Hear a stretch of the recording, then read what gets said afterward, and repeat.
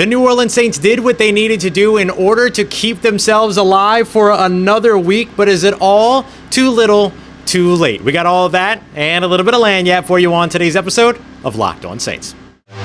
You are Locked On Saints, your daily New Orleans Saints podcast, part of the Locked On Podcast Network, your team every day.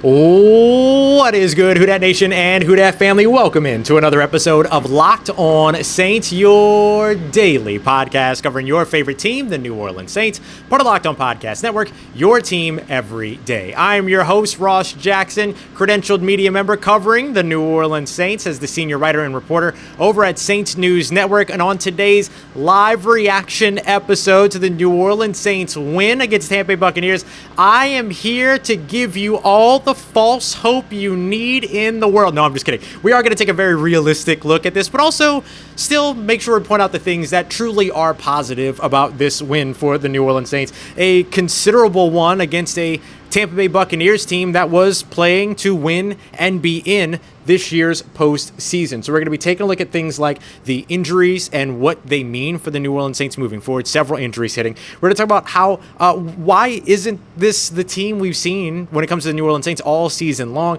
and how the Saints keep their playoff hopes alive-ish with this win. As always, thank you for being an everydayer and for being here for another episode of Locked On Saints, making us your first listen of the day every day. And of course, today's episode of Locked On Saints is brought to you by our friends over at PrizePicks. Download the head over to prizepicks.com/LockedOnNFL. Use the promo code in all lowercase LockedOnNFL for a first deposit match up to $100. Go and check them out today, PrizePicks. Tell you more about them later. But let's start off with this New Orleans Saints victory here against the Tampa Bay Buccaneers. They keep their playoff hopes alive, but really, for how long? And is that really even the most important thing about this victory for the New Orleans Saints, who knock off the Tampa Bay Buccaneers 23-13 here at Raymond James Stadium? To really highlight sort of what this win means for the New Orleans Saints, I want to take a look at a couple things. I want to take a look at some individual performances that stood out.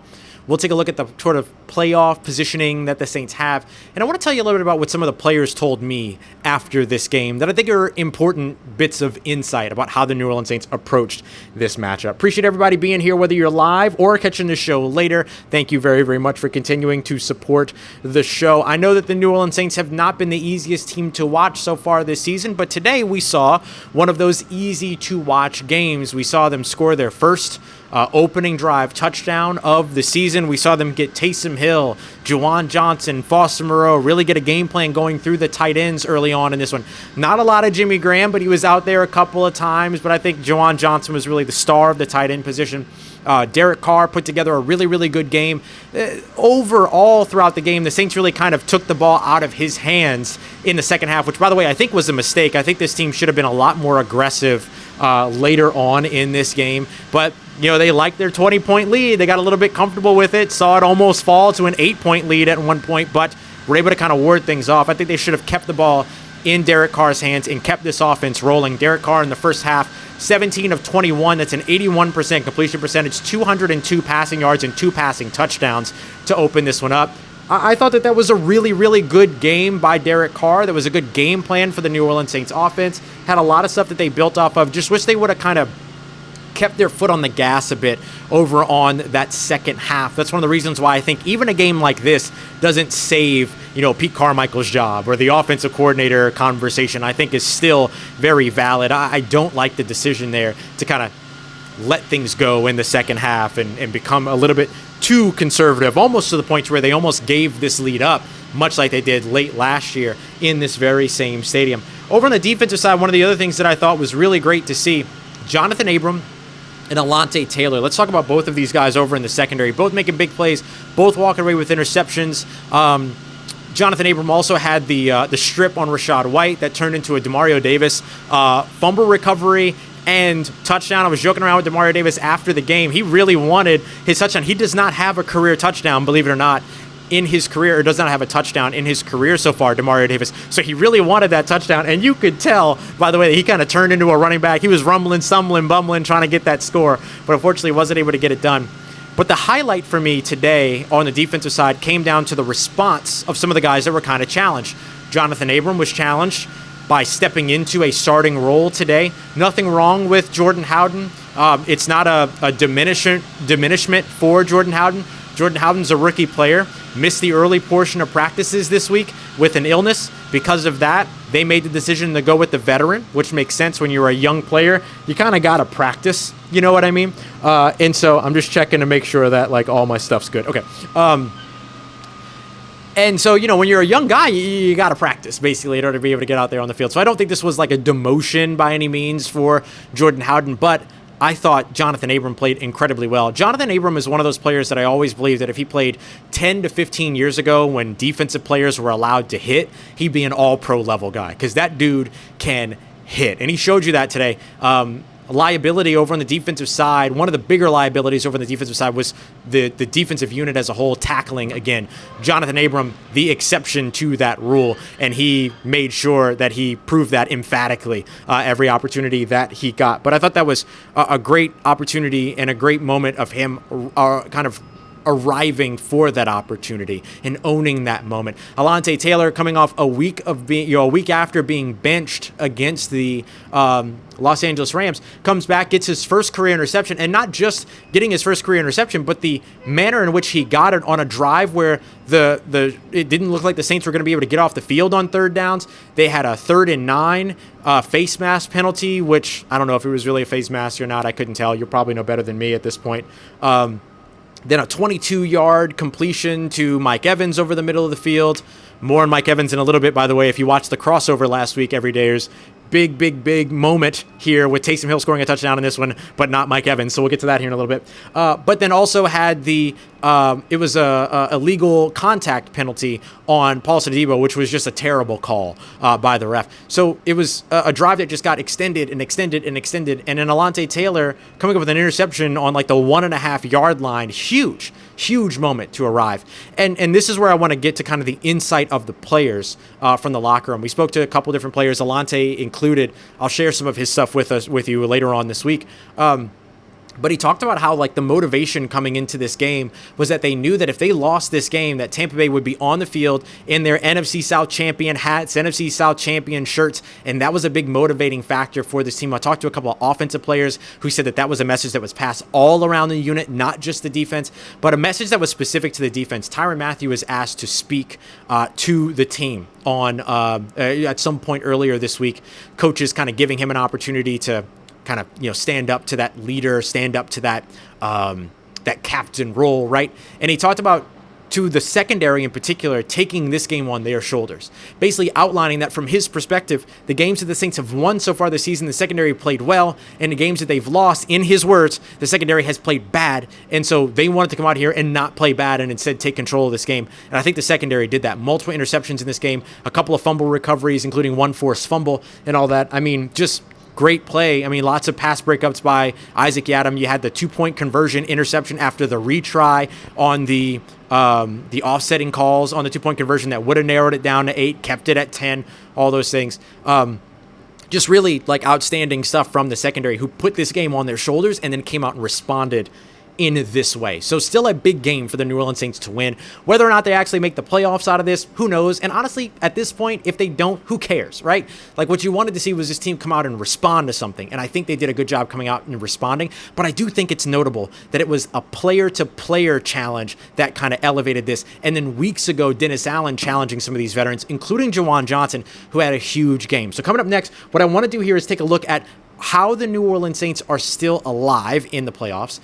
Where was this all season so far, including Juwan Johnson, who had a fantastic game and has had a fantastic couple of games, why we're so excited to see him doing what he's been doing over the course of this recent stretch. We got that coming up for you as we continue on with today's episode of Locked On Saints, part of Locked On Podcast Network, your team every day. And today's episode of Locked On Saints is brought to you by our friends at PrizePicks. PrizePicks is the easiest and most fun way to play daily fantasy sports. If you took less on Baker Mayfield's passing yardage projection, I think you got away with that one big time. The New Orleans Saints doing great work against Baker Mayfield, keeping him uncomfortable in this game, getting pressure and making him look like the Baker Mayfield of the Browns. And so you probably walked away with some good stuff on that. It's super simple to play PrizePicks, and it's just like that. You choose against projections on 2 to 6 players. Will they be more or less than what PrizePicks projections are? You get those right, you can get up to 25 times your entry back. So go check them out today. It's a super fun way to play daily fantasy sports without all the rigmarole and all the secrecy and all the, it's a lot more transparent, a whole lot of fun, and it's you and your football knowledge versus the house. Head over to prizepicks.com/LockedOnNFL. Use that promo code in all lowercase LockedOnNFL as well to get a first deposit match up to $100. That's a first deposit match up to $100 at prizepicks.com/LockedOnNFL. PrizePicks, the way to play daily fantasy sports. All right, family, continuing on with today's episode of Locked On Saints here at Raymond James Stadium as they're getting the stadium ready for tomorrow's LSU-Wisconsin matchup here in the ReliaQuest Bowl. So you're getting to see, if you're watching on video, you're getting to see a little bit of that. If you're listening on audio, you're probably hearing a little bit of it, but lots of cool stuff going on behind me, which is super dope.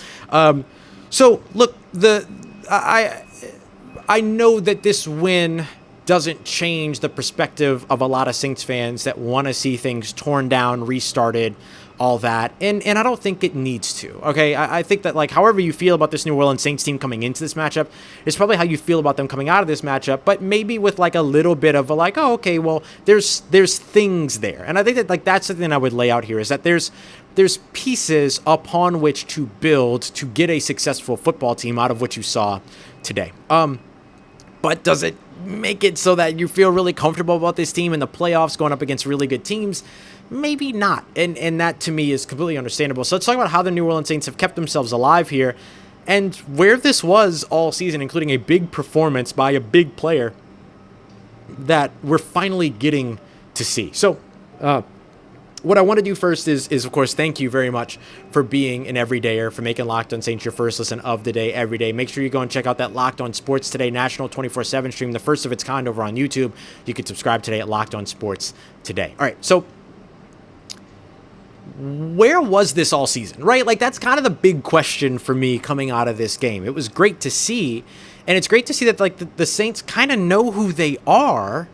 You know, what are the things that Dennis Allen said that the identity of this team was coming into the season or partway through the season? An opportunistic defense and an offense with some explosivity. I don't know that I would call this an explosive offense, but this was an offense that if they get a lead, the defense can do what it has to do to take advantage and hold on to it, right? You hold a lead early on, which is what we saw, let's say, against the New England Patriots, against the New York Giants, and we'll pick this game, of course, the Tampa Bay Buccaneers. And what does the early lead do? The early lead allows this team to play like we feel like they should have been playing all season. But this is another game that's another example of how the Saints kind of need things to go perfectly in order to really get at the core of who they are. But if they can get there, then they get there, right? And they do a good job of it. But that's not a sustainable way to win in the NFL. Things aren't always going to go perfectly everywhere else to allow you to be able to play your brand of football. So you have to learn how to play your brand when things are imperfect, when things are flawed. How do you overcome that? How do you fight through that adversity? That's something we haven't really seen the Saints be able to do. You think about the 4 games that they lost to 500 teams before coming into this matchup. Minnesota Vikings, Los Angeles Rams, Jacksonville Jaguars, and then, of course, the Detroit Lions earlier on. The Saints did not hold a lead for a single second in any of those games. So how do you find ways to win games when those opportunities, when the perfection isn't there otherwise, right? And so we haven't seen the New Orleans Saints do that. That's one of the reasons why I look at this and I say, okay, where was this all season for the New Orleans Saints? Well, the Saints haven't often operated from this perspective throughout the year because they start off struggling. They start off slow on offense. They start off slow on defense and all those other things. That's why I still think that there's a lot to fix when it comes to this New Orleans Saints team. Not to take away from this win, not to take away from the fact that they kept themselves available. I'm just trying to look at this from, like, the most realistic angle. I made the joke coming into today's show that I'm going to give you all that, blind hope that you need and all that other stuff. And you know what? If you want blind hope, run with it, right? Run with it. Have fun, right? Like, football is supposed to be fun. Rooting for your favorite team is supposed to be fun. Today was fun. And hopefully next week against the Atlanta Falcons will be fun too. But I think that, like, still my biggest concern about this team is its inability to be able to manage adversity within a game. They do it fine on a week-to-week basis sometimes, but they don't really do it well within a game. So this was nice to kind of see a little bit of that, like, all right, if they can get things going their way, they can keep things going their way. Just, you want to see them be able to force things their way when they're not going their way, right? So, like, to me, that's kind of the biggest difference between what we've seen early on in the season versus what we saw in this game in response to the question, where was this all season? It wasn't here all season because the Saints haven't played many games like this. First time this year that they've had an opening drive touchdown to get started. And the other thing that I think was great to see was early on in the game when Alvin Kamara was still available. We're going to update you on Alvin Kamara's injury status here in a little bit. But when Alvin Kamara was still available, you saw Alvin Kamara mixed in early. You saw Taysom Hill involved early. You saw him catch a touchdown pass. So now James Yarko, who we did the crossover with on Thursday, he has to wear a Taysom Hill shirt, like one of those jerseys, as Evan Klosky over at WTSP called it.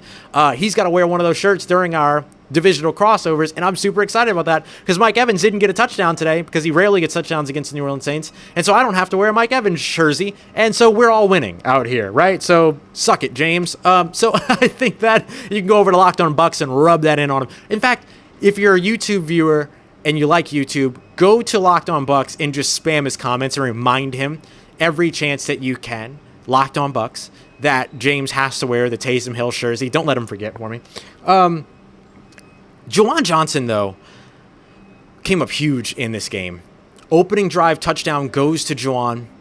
He leaves the field with a shoulder injury, gets evaluated, actually goes off the field, goes back to the locker room, no helmet, comes back. And on the play that he comes back, which was the third down deep in the Saints territory after the Alontae Taylor interception, he comes up with this huge catch down the field that was absolutely incredible. Remember, it was a shoulder injury that took him off the field briefly. He goes out there, makes this diving catch over the middle of the field, rolls up over, a little bit of like Simone Biles, feel, stick the landing kind of stuff coming out. It was awesome. And then from there, he went on to have a great game, a fantastic game in this one, continuously making play after play after play. He had a nice back shoulder throw, great placement from Derek Carr that he probably wants back. That was one that probably should have been completed down the right sideline. But honestly, like, just a fantastic game from Juwan Johnson. And I've had a lot of people who have asked me, kind of like we've been talking about the offense today, where was this all season and everything? And, Happy New Year, by the way, as the fireworks go off behind me. But where was this all season? Where was Juwan Johnson all season? And I don't hold that against Juwan Johnson. I still have a lot of faith in Juwan Johnson as he continues that transition to tight end, and he's going to be really, really good for a while. But what kept him from being able to be effective early on in the season were the struggles of the offensive line, which is, injury struggles, just protection struggles, all that kind of stuff. Him having to kind of chip and block, not be able to just solely go out there and be a receiver. He got to go out there and kind of solely be more of a receiver today that I think makes a big difference. And don't forget that he also missed 4 games, right? So he had a lot of catching up to do there. So now he's healthy. He's feeling better than he's felt so far this season. Same thing for Derek Carr. When Juwan was maybe coming back, Derek Carr was also dealing with injuries and stuff like that. So we're really kind of seeing Derek Carr and Juwan Johnson over the course of these past 3 games at their best so far this year, because they're both healthy and they're both playing their roles that they were set to play coming into this season. Particularly Juwan Johnson, who was having to do a little bit more blocking, having to kind of maybe take a little bit of a step back while he got caught back up and everything with his injury and all that. So the combination of health, the combination of time on task, and then the combination of just simply role change for Juwan Johnson has really kind of come together to the point where you see touchdowns, in each of the past 3 weeks, certainly 3 of the last 4. And so it's just great to see that, and really, really good stuff to see there. That's another one of those areas where you go, okay, well, where was that all season? But there's more reasons for that, as opposed to like, hey, things didn't go perfectly, which is kind of my evaluation of the New Orleans Saints offense at this point. But the New Orleans Saints defense got it done. So coming up next, let's take a look at where the Saints are when it comes to their playoffs situation, and of course the injuries that they suffered today and the impact of those moving forward. We got that coming up for you as we continue on and wrap up today's live reaction episode of Locked On Saints, part of Locked On Podcast Network, your team every day. And today's episode of Locked on Saints is brought to you by our friends at FanDuel. FanDuel is America's #1 sportsbook and our official sports betting partner here on the Locked on Podcast Network. The New Orleans Saints came into this game plus 2.5 road underdogs and then walk away with a 10-point win that probably should have been a bigger win, right? I think we can all agree on that. Some big plays given up late and all that kind of stuff that kind of narrowed this score down a little bit. But really, the Saints were the better team here. And so if you took the New Orleans Saints on your recent FanDuel, you feel really good about it, especially if you're a new user and you took them on the money line. So let me put you on game for next week up against the Atlanta Falcons. If you win a $5 money line bet for your first entry over at FanDuel, you're going to get $150 in bonus bets. Yeah, $150 in bonus bets if your team wins on just a $5 money line bet. If that's your first bet over at FanDuel, it's $150 that you could then use on spreads, player props, over-unders, and so much more. So go and check them out today. Visit FanDuel.com/lockedon to get started. FanDuel, official partner of the NFL. Let's get it, Who Dat Nation. Wrapping up today's episode of Locked on Saints. Don't forget to come back for tomorrow's episode as well. So we'll have a new Monday episode up for you too.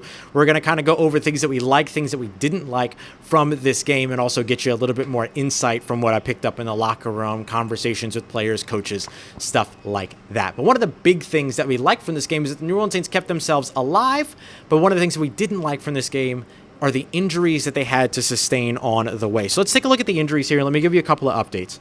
So Alvin Kamara ended up leaving the game, did not come back in the second half. This was an injury that happened late in the first half, tackled out of bounds, not tackled while he was out of bounds, but tackled out of bounds on the Tampa sideline at the end of the first half. Ended up with a sprained ankle, an ankle sprain, or a sprained ankle, sorry, grammar. That's pretty big. They don't know if it's a high ankle sprain yet. He was able to come out and kind of test it a little bit before the second half, but when they tested it, he didn't really feel quite himself. So this is a big one to watch. Now, Alvin Kamara versus the Atlanta Falcons. The Falcons usually, he ends up leaving the game with an injury or something like that. Falcons kind of run and gun for him. But not having Alvin Kamara going into the playoffs, if the Saints make the playoffs, which we're going to discuss the two ways that they can do that here in a little bit. But if the Saints were to make the playoffs, you want Alvin Kamara. If they don't have Alvin Kamara, then you're rolling with Jamal Williams, who looked really good today, had some really good moments, had the big 12-yard run late in the game that kind of helped to ice it as well. Good blocking up front, even with Cam Irving stepping in. We're going to talk about that here in a little bit too. And then maybe James Robinson comes off of the injury, or comes off the practice squad. But this is one of those situations where you wish that Kendre Miller would have had a season, as opposed to a guy that hasn't played since week 9, since before the bye week and everything. And so that third round selection of Kendre Miller just looks worse and worse and worse every year when he's not able to hit the field. Now, did you have enormous expectations for Kendre Miller's first rookie season? Third in line behind, when it came to running backs? No, you didn't expect a game breaking year out of him or anything like that. But this would be a good situation to have him week 17 and potentially into the playoffs if you don't have Alvin Kamara. But obviously you want Alvin Kamara on that field first and foremost. So that's going to be a really, really big one to watch. Two other injuries, Nephi Sewell and Landon Young, both dealing with knee injuries. Let's start with Nephi Sewell because this, forgive my crudeness, but this sucks. Nephi's had a great season this year, really solid trajectory, has improved and kind of grown in terms of his role and all these other things. And now he has this knee injury that Dennis Allen said is a significant knee injury that will cause him to miss significant time. So effectively, we can fill in the blanks here and say Nephi Sewell's season is over with only one game left to play and then long shot playoff opportunity. In any case, you shouldn't expect to see Nephi Sewell again this year. And that sinks because, like I said, he's really been on the trajectory of picking up more and more time. It's kind of helped Zach Bond play that pass rusher role. Zach Bond, by the way, having another sack, developing the nickname Sack Bond now, and all those other things here on the show, along with Hemi Graham. So it just stinks to see that happen with Nephi. And then Landon Young, also a guy that's probably going to miss some time, might have a season-ending injury here with a very short season remaining, right? Keeping that in context. It's the same knee injury that bothered him during training camp, and so probably not good news. So your Ryan Ramczyk shut down for the rest of the season. And we'll see what happens with him when it comes to the rest of his career. Landon Young now probably, I think, effectively shut down for the rest of the season. And then so you're rolling with Cam Irving right now, starting over at right tackle. And look, Cam played a great game today up against the Jacksonville Jaguars. He got the start at right tackle, played 62 total snaps, allowed just one pressure against a talented pass rush in Jacksonville, faced a talented pass rush here again today in Tampa. And so I think you feel really good about Cameron Irving, who, by the way, is one of the nicest dudes in the locker room as well. So it's good that the Saints ended up picking him up. He's a former first-round talent, like all this other stuff. So it's good that they picked him up because now they're going to be leaning on him big time going into whatever's left of their season, Week 18 or potentially beyond. And so let's wrap the show up here just by looking at that. What remains possible for the New Orleans Saints? And again, this isn't to give anybody like false hope or anything like that. It's just like, this is the situation, okay? And this is why the New Orleans Saints came out and played as hard as they did today and should come out and play hard again against the Atlanta Falcons, division rival. Opportunity to control what they can control. They do not control their own destiny. They need the Bucs to lose to the Carolina Panthers, but the Bucs didn't look great out here today, and the Carolina Panthers have been feisty in certain situations, certainly not today against the Jacksonville Jaguars. There's absolutely no doubt about that. But so that's going to be their quickest path to the playoffs, is by winning the NFC South, which will require that they win in Atlanta and that the Bucs lose against the Carolina Panthers. All in all, that is unlikely. Okay, it's unlikely that the Bucs lose to Carolina in Carolina. Carolina's been a dumpster fire all season. No reason to believe that they should automatically turn that around and play spoiler to the Tampa Bay Buccaneers. But we've seen things like this happen before. Just today, we watched the Bears knock off the Falcons. We watched the